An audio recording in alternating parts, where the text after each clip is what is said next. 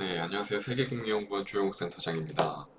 어제죠. 그러니까 지금 영상을 촬영한 날이 수요일이니까 화요일 한국 시간 기준으로 아침에 장 시작 전에 이미 트럼프 대통령이 이스라엘과 이란 간의 완전 그리고 즉각적인 휴전에 대한 선언을 하면서 이스라엘과 이란뿐만 아니라 더 나아가서 중동 그리고 미국까지 본격적으로 진행됐었던 지정학적 불안 심리에 대한 완화가 본격화되면서 어제 단숨에 하루 만에 코스피 기준으로 3% 가까이 지수가 오르면서 종가 기준으로 3,100포인트에 안착을 했고 오늘도 어떻게 보면 약간 시장의 숨고르기 국면이 나타날 수 있을 만한 시장이었음에도 불구하고 오늘도 결국 상승으로 마감을 했습니다. 물론 시가보다는 약간 내려오긴 했지만 그럼에도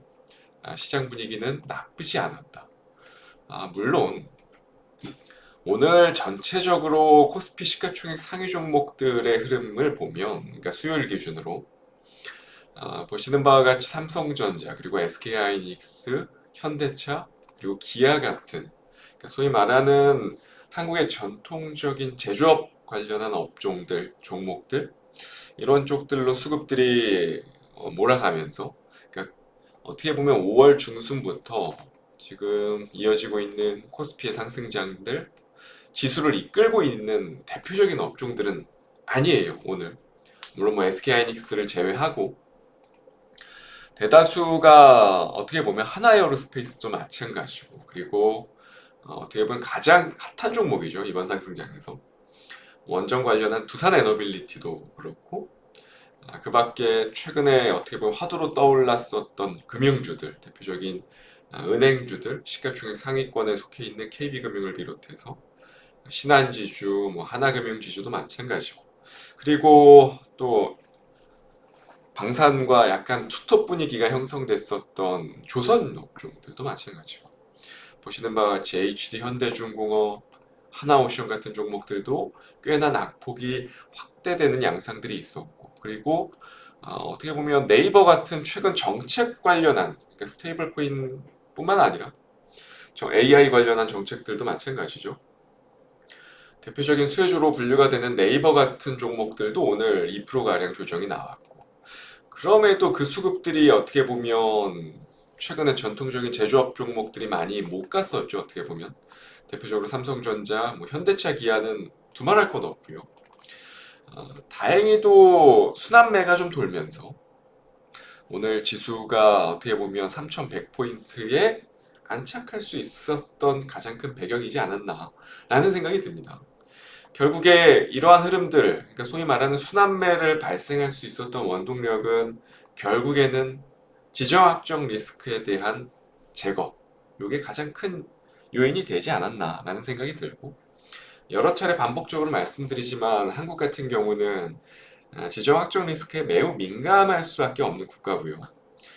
유일한 분단 국가이자 그리고 또 지정학적 리스크가 발생하면 몇 번 보여드렸지만 유가가 급등을 하게 되죠. 유가가 급등을 하게 되면 자연스럽게 그 밖의 주요 지하자원 가격들도 들썩일 수밖에 없습니다.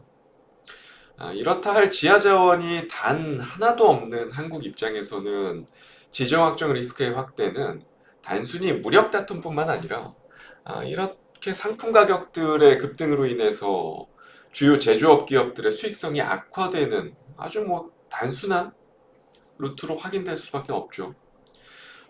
어쨌건 유가가 급락을 해서 다시 순식간에 65달러로 돌아왔고 그 말은 즉 한국 증시에게는 매우 좋은 기회로 작용할 수밖에 없었고 이것들이 오늘 어떻게 보면 주요 제조업 기업들의 상승으로 이어지지 않았나 라는 아주 간단 명료한 그러한 플로우들 말씀드릴 수 있을 것 같고 자 이제 종전이 됐습니다. 지정학적 리스크에 대한 제거가 있었고 이제 중요해지는 거는 앞으로 2주 뒤에 있을 관세 관련한 시한.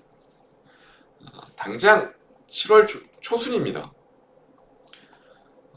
중요한 거는 이번 중동 정세로 인해서 어떻게 보면 트럼프가 그 시간을 빼앗겼고 어떻게 보면 그러면서 관세 역시도 지금 예상하는 바로는 좀 딜레이 될 수 있다. 특히 베센트가 언급하기를 트럼프의 관세 시한에 대해서 연기 가능성을 분명히 언급을 했거든요. 그러니까 7월 상호관세 발효 시점에서 어느 정도 재조정이 있을 수 있다라는 것들. 무역 협상의 상황이 지금 매우 좀 험난한 상황이기 때문에 거기다가 지금 아시다시피 이스라엘과 이란 간의 무력 다툼으로 인해서 많이 힘든 상황이죠. 그러니까 시한을 지키기 어려워요, 지금 일단. 그렇게 보면 아마도 8월 정도 또 한 달 정도 유예를 하겠죠. 그런 부분들을 감안한다 하더라도 일단 아, 트럼프의 성격상 관세에 대한 시한을 연기하는 것에 대해서 분명히 하루 이틀 앞두고 연기를 할 것이다라는 거죠. 그 가능성이 가장 높고 그렇게 본다면 분명 7월 중순, 7월 초순 그러니까 7월 10일인가요? 7월 관세 시한 전까지 관련한 종목들 특히 뭐 오늘은 자동차가 완성차 업종들이 강하게 올랐지만 결국 순환매일 뿐이고 추세를 되돌리려면 결국에는 자동차 같은 경우는 품목 관세도 있죠. 철강 관련 관세도 있죠. 알루미늄 관세도 있죠. 거기다가 상호 관세까지 붙어버리면 현대차나 기아 같은 자동차 관련한 업종들은 말 그대로 폭탄이죠. 지금 이미 사실상 북미 지역에 대한 수출을 잠정 중단한 상태고 그만큼 수출을 하면 할수록 지금은 적자가 나는 상황이거든요. 그러니까 이게 현대차, 기아 같은 종목들뿐만 아니라 삼성전자도 마찬가지입니다. 결국에 LG전자 같은 종목들도 같은 맥락이고요. 가전 그리고 자동차 특히 북미 지역에 많이 수출을 하고 있는 그런 품목일수록 그리고 거기에 품목 관세가 붙어 있는 대표적인 디바이스 자동차일수록 지금은 상호 관세에서 상당히 민감해질 수밖에 없는 그런 상태라는 거죠, 결국에는. 그러면 앞으로 이제 7월 중순까지 지금의 시황은 조금은 분위기가 달라질 수 있습니다. 전통적인 제조업들이 오늘 순환매가 강하게 돌았지만 이게 연속성을 띨 가능성은 극히 낮다라는 거고 뭐 물론 이 안에 관세에 대한 부분들이 많이 해소가 된다면 가능할 수 있겠지만 쉽지 않다라는 거죠. 시간적인 문제, 물리적으로 시간 문제가 있고 관세에 대한 부분들이 아마도 8월로 다시 또 연기될 가능성이 높아져 있는 상태고 그러니까 협상에 대한 가능성보다는 시한이 연기될 가능성이 훨씬 높다는 거죠. 그런 부분들을 봤을 때 결국에 이 상호관세에 관련한 노이즈들은 이게 단순 7월뿐만 아니라 8월까지도 계속해서 좀 연장될 가능성이 높다라는 겁니다. 그러한 측면들을 저희가 놓고 봤을 때는 지금은 전통적인 제조업분들을 트레이딩을 할 게 아니고 관세에 있어서 그나마 조금이나마 좀 모풍지대로 불리우는 화장품이라든지 또는 수출의 다변화를 꿰고 있는 미용 의료기기 쪽들이라든지 이런 쪽들로 지금은 눈을 계속 좀 돌리셔야 하는 시기가 아닐까라는 말씀을 드리고 싶고 그렇기 때문에 오늘의 공략주 역시도 관련한 종목들을 가지고 왔습니다.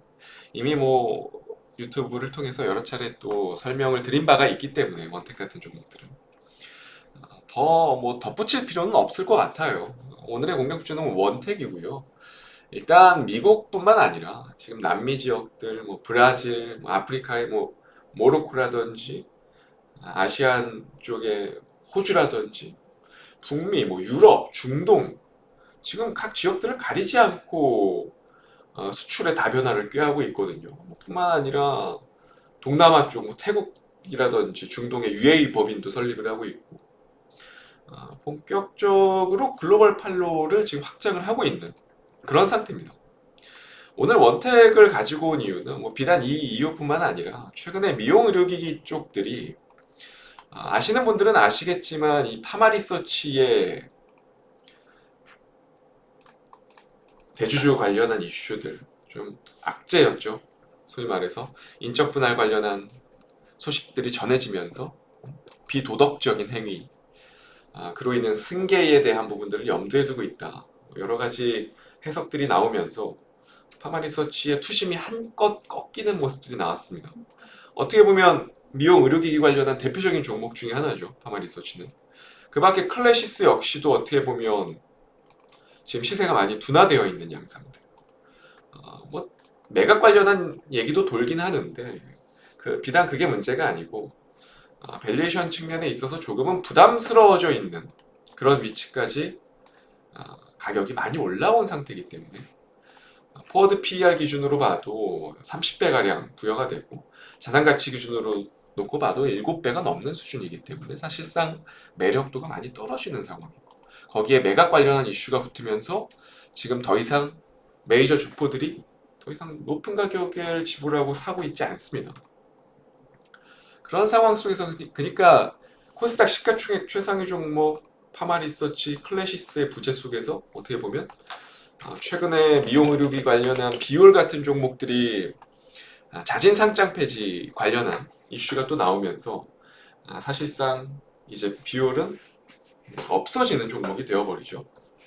그러면 결국 비슷한 체급을 가지고 있는 원택 같은 종목들이 어떻게 보면 밸류에이션 측면에서도 포워드 PER 기준으로 한 22배 정도 보유를 하고 있고 앞서 말씀드렸다시피 한국 미용 의료기 관련한 업체들 중에서 가장 수출에 대해서 다변화를 꾀하고 있는 기업 중에 하나고 성장성 역시도 확보가 되고 있는 종목이고 미국에만 북미 쪽에만 의존도를 높이고 있는 상황이 아니기 때문에 상대적으로 관세 관련해서 조금은 자유로울 수 있을 만한 종목으로 해석을 해볼 수 있을 것 같고 추세는 완전히 돌렸습니다. 추세는 완전히 돌렸고 이제 필요한 거는 대량 거래가 한번 수반되면서 장대 양봉이 한번 나오는 시점이 어떻게 보면 가장 매수 적기죠. 어떻게 보면 지금은 약간 선 진입 단계의 위치고 기술적으로 사실 매수 타이밍으로 가장 좋은 거는 거래량이 한번 크게 터지면서 장대 양봉이 나오는 그 시점이 원래 가장 이상적인 매수 타이밍입니다. 하지만 지금은 약간 선취매 차원에서의 관점이 조금은 더 적합한 시기라고 저는 보고 있기 때문에 오늘의 공략주로 원택을 가지고 나왔고요. 종목들 지수는 많이 오르지만 막상 따져보면 수익 내기가 상당히 까다로운 시장 중에 하나입니다. 그렇기 때문에 내가 정말 SK하이닉스 같은 또는 네이버 같은 이러한 정말 지금 시황의 트렌드에 부합하는 종목을 보유하고 있는 게 아니라면 상당히 까다로운 시황 중에 하나이기 때문에 조금은 지뢰를 잘 피할 수 있을 만한 그런 종목들을 잘 선별하는 게 중요한 시점이라고 말씀을 드리고 싶어요. 오늘의 공략주 원택이었고요. 저는 다음 주 이 시간에 또 좋은 종목 가지고 찾아뵙도록 하겠습니다. 감사합니다.